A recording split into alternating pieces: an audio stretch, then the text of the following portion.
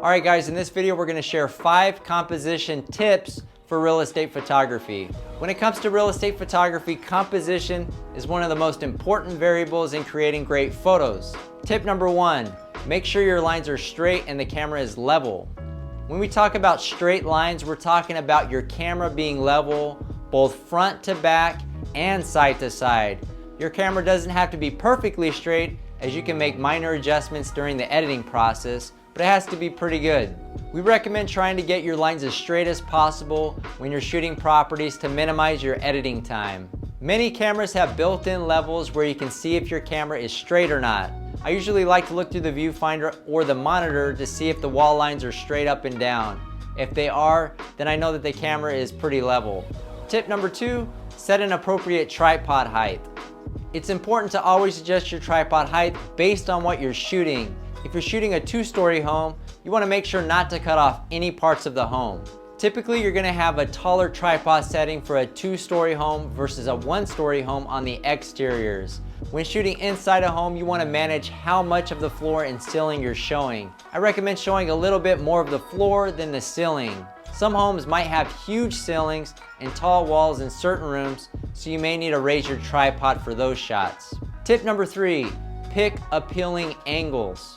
Now, it might be tempting to walk into a room and shoot the easiest and most obvious angles that you see.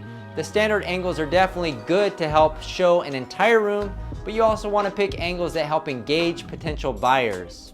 Instead of just shooting a room, pay attention to the furniture and layout of the room and pick an angle that helps a potential buyer imagine themselves relaxing and enjoying the room. Tip number 4, no fixtures in the corners of your shots. Make sure not to have fixtures such as chandeliers and fans in the corners of your images. Doing this will make your fixtures look distorted. So in the case of ceiling fans, you'll notice some blades will look stretched out and very distorted. So do your best to avoid putting objects in the corners of your shots. And tip number 5, shoot towards the opposite corner. When shooting interior shots, you typically want to have the opposite corner in the center of the frame. Pointing your camera too far to the left or to the right often messes up the room symmetry. Pointing towards the opposite corner is a great way to show the entire room. However, there will be times when a straight-on shot facing a wall is the best way to showcase a room.